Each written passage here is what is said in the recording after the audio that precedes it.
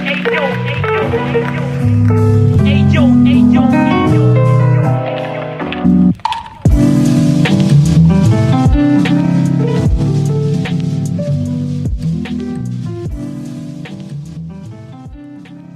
project is a no-profit foundation about visual art and photography. If you want to help us, just drop a donation on buymeacoffee.com/Berlin Explorer. So welcome to this 50-minute of experience, and today I'm with Sofia Lesquerre from Buenos Aires, Argentina. Hi, nice to meet you, everyone. Thank you for having me. Yeah, it's really nice to have you here. And today we talk about your experience, your stories as a human, as a photographer. And before doing that, it would be nice if you can introduce something about you, then the listener will know much better than you. Okay, so I was born and raised in Argentina, Buenos Aires. I'm a graphic designer as well as I'm a photographer. I haven't been doing photography for so long, but I think about 2-3 years ago, I discovered nude photography, and I fell in love, and I can't stop doing it now. um, and yeah, I think that's pretty much it from a photographer kind of point of view. Yeah. And as a human, tell us more about as a human. I mean, it was a short and straight. Well, yeah. I don't know. I think I'm a very curious person. I love exploring the body in photography. I think through photography and through getting to know other people's bodies through images, I've learned to accept my own. I think body image is a really big theme nowadays, and I tried like to help other people the way photography's helped me by doing images that represent bodies that maybe we don't see every day in media. And yeah, that's for the like social part of what I do as an artist. But I really love seeing beautiful contrasts of light and shadow in the bodies and in the images I do. So yeah, there's also an aesthetic part to what I do. Yeah, I totally understand you, because in the past I was working a lot on the images of nudes and bodies, and I loved this work on the shadow. And I remember most of the time I was working on the back of the model in general. So the model where every person was living in my villages, and I really was attracted from what the shadows and the light could create with them back and them legs and them arms. And from a moment to another in my life, I started to don't feel to be attracted anymore to these kind of images, because there was repetitive the body of work. And I want to ask to you first, at this research started related to something is about yourself and your body, and then I want to ask to you, how are you keeping this intention to permit that every session could be totally different from another? Well, first of all, yeah, I think I kind of I think I've always been attracted to the image of the body, but I didn't realize it could be like a thing in photography until I did a workshop. Um, so yeah, it was kind of an unintentional finding. Um, and from there, I started like doing the cliche kind of things of nude photography, and then I started to get deeper into what I do as a photographer with nude photography. And yeah, for every session, if I work with models, I think each person brings something different into the scene. And I do like to get to know the person a little before getting naked. um, I think it kind of there's a need for an icebreaker when you get like a nude person in front of you. Um, there's also a weird power balance between who's naked and who's not, and who has the gaze on you and who hasn't. Uh, so yeah, I try to have like really nice communication and dialogue with who I work with, so that everyone is comfortable and everyone does something that they're willing to do. And yeah, I I like having like nice communication with this. It's a very sensible subject sometimes There is for a some people. particular reason that you started to taking a picture of nude's body, because yeah, watching your body and your body, watching your work, and on Instagram especially, I can't feel of something separated from you from a moment to another, then in a way broken a door, and this door permitted you to step out in something else as you have now.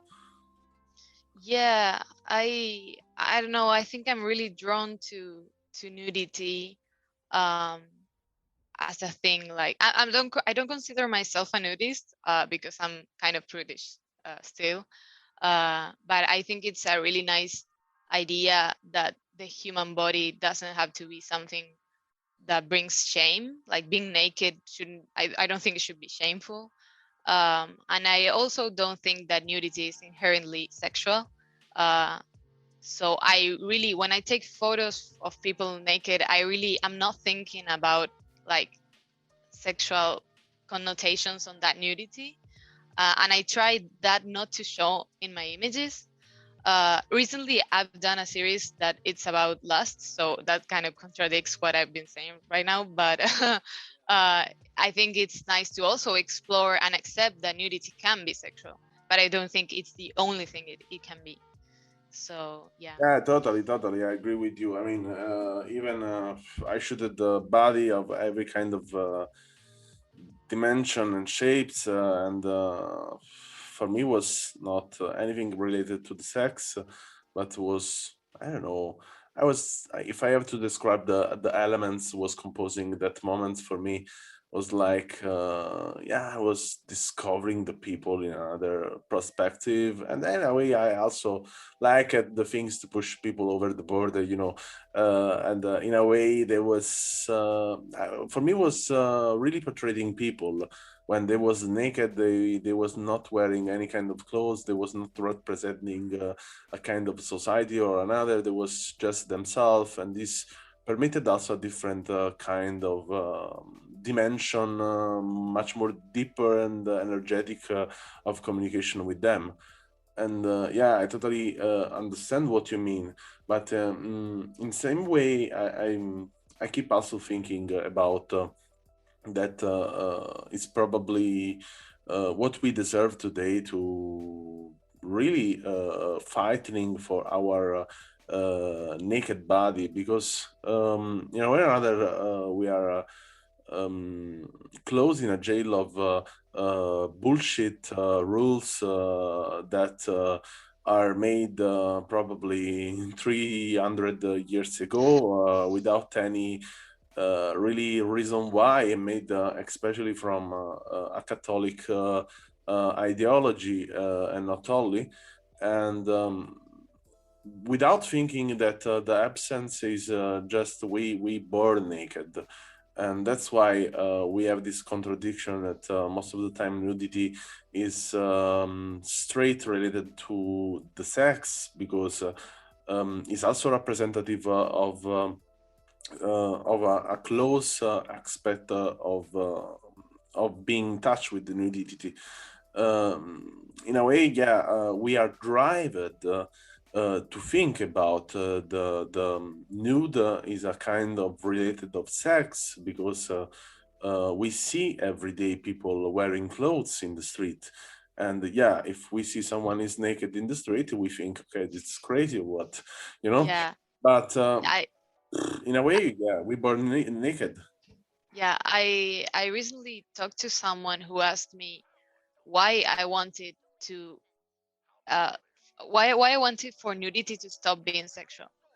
uh, and I didn't know what to say really, because it felt something so obvious, like why should, for starters, I mean, through a feminist point of view, why should women breasts be any different than men's? Uh, and that's kind of like, of course, if you saw a woman walking on the street topless, you would like stare and be, you have some sort of reaction, because it's not the norm society for so the society. But I don't know, I think there's no reason for that reaction to be there, and it's super artificial, socially constructed reaction. uh I think in a way it's could be the same for a man. I mean, even sometimes I have seen some men they are in topless or shirtless. For me, was a yeah, kind but in the of what the scale of reaction, it would be a little less, like it wouldn't, I mean, if you saw a woman topless in the street, you depends, would like depends of the woman. I mean, in general, here in Berlin, I have seen stuff really crazy, and I'm not. I think the society here is not shocked anymore about stuff. I think me, as other people live here, I've seen really stuff crazy. I mean, the nudity is really something not crazy here, but yeah, well, that's something that I'm really interested in, because nudity is not the same in every country. And I see how, like, if my images were in, I don't know, in Japan, for example, having any sort of cleavage, for what I know, because I'm not Japanese, but I think it's more scandalous to have like cleavage than to show your legs, for example. Uh, and here in Argentina, I think it wouldn't be really like that. I think legs aren't really a thing. Cleavage is okay, kind of. So it's interesting how in different cultures, it's super different. I think in Europe, it's a lot more common to have like nudist beaches, for example. And here, I don't think there are that many. It's hard to find, really. now I tell you So something. I tell something that make laugh you and not only you, because we are in a podcast. And but for example, in Naples, where I come from, no, the nudity is something really crazy. I remember when I started to make a nude picture, that was I really laughed about the reaction of other guys watching the picture I was doing, because they was not really caring about the picture I was doing. They was saying the first question was, "Who is? Where is? What did you do?" You know, and there was always this kind of they never saw a naked body. You know, was really clearly without message of sex, but there was kind of they never saw a piece of body, and yeah, that's what I would love the world to be like seeing an image of a naked body, and don't not thinking about why there's a naked body or who's the naked body, but thinking like, oh, where's that, or what were you doing, or who is that, how did you meet them? uh yeah, so yeah, I yeah, totally yeah. understand. And this was for me really something fun in a way, and really close and ignorant. But to tell you more, yeah, as I already told you before to record this podcast, I'm a person really don't like to stay in the rules. I like to break the rules, to provoke a lot. I like a lot to provoke. And one day I decided to drive naked inside of my car, going in a bar totally, completely naked to eat a croissant in my villages. So imagine my villages was kind of 10,000 people in these villages. And his name Madonna dell'Arco, and is related to the church. So the name of the place is totally of the name of the Mother of Jesus Christ. And yeah, they was so fucking shocked about that. I was completely naked, and yeah, I was also totally drunk, and that's I couldn't really move myself good, so I was in a way like really in a funny way, but um, I did this action because in a way I was really conditioned, influenced, negative from my society when I was young, when I was really young. I was really scared to go making, I don't know, a swimming in the beach, because I was a bit fatter, and Yeah. I was provoked from this stuff that I was a bit fatter. I had the belly, blah blah blah. So then, when I was searching the way to don't feel anymore this uncomfortable feeling, I started to feel okay. I have to be what I am, and I don't have give to fuck what other people think. And then I did, and then yeah, in this is really particular of me. I don't find the solution in the middle, but I find the solution in the over the border. Yeah. And then, No, but I understand what you mean. I mean, I think I do self-portraits, and it's kind of my way of saying, okay, I'm gonna go to a bar naked, but I do it in my home with my camera. But I think it's kind of the same thing of getting that exposure, uh, looking at yourself and feeling yourself the way you are, and trying to say, okay, well, yeah, this is who I am. Maybe I don't like this, I don't like that, but this is what I've got, and if I don't if I don't get to terms with it, uh, I think it could be like, life is a lot better if you're okay with yourself, you know.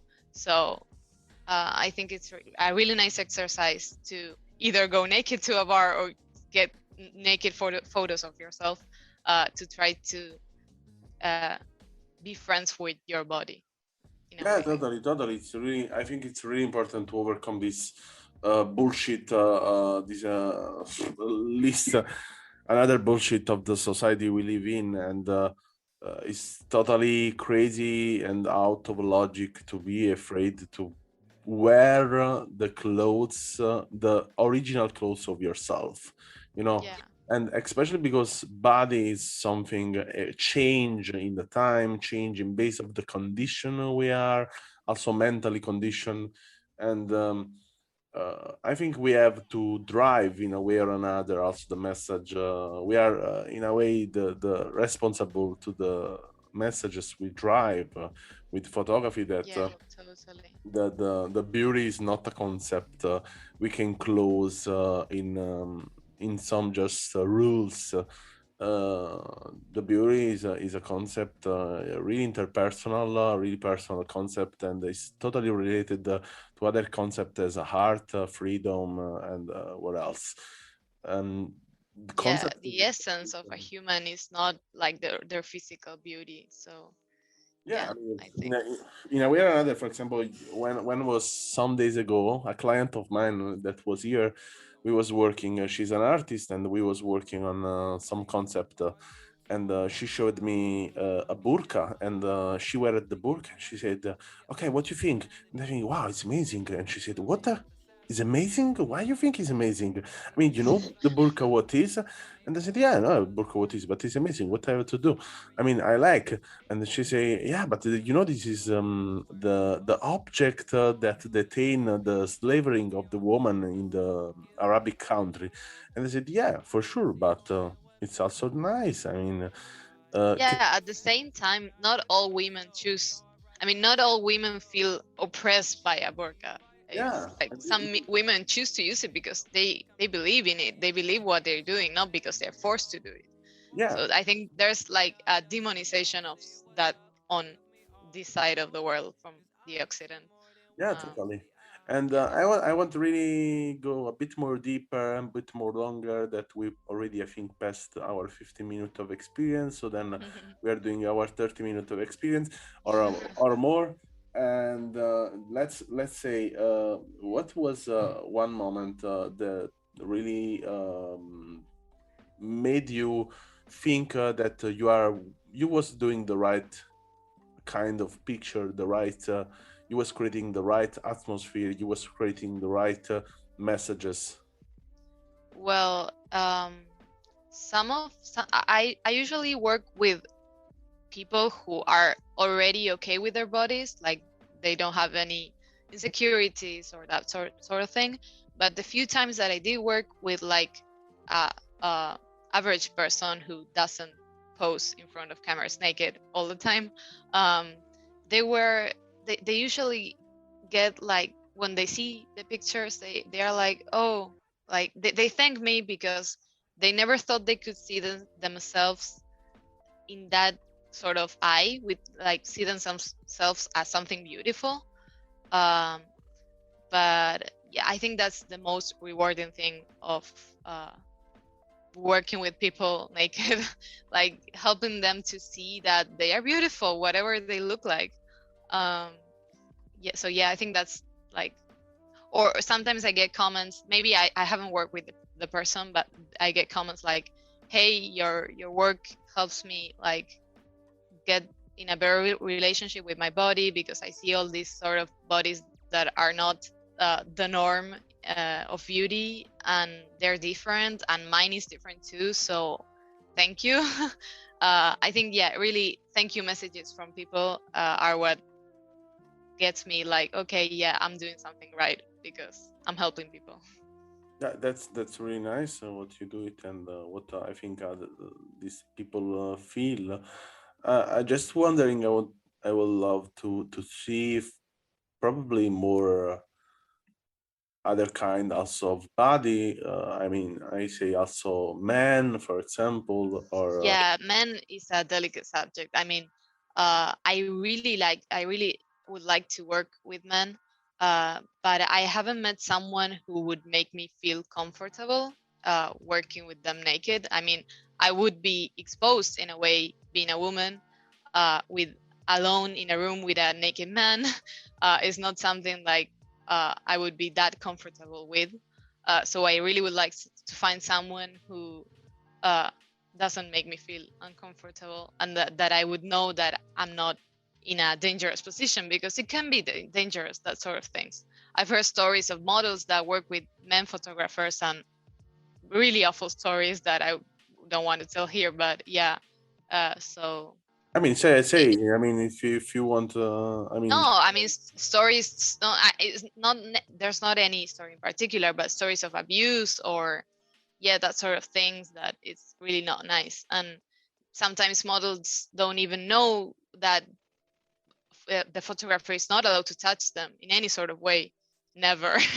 And they think it's normal that the photographer say, oh, okay, let me move your arm. Like, no, that's not okay. You shouldn't ever touch someone without their consent. And it's a very delicate subject. That's why I want to like find the right moment and the right person to do this with.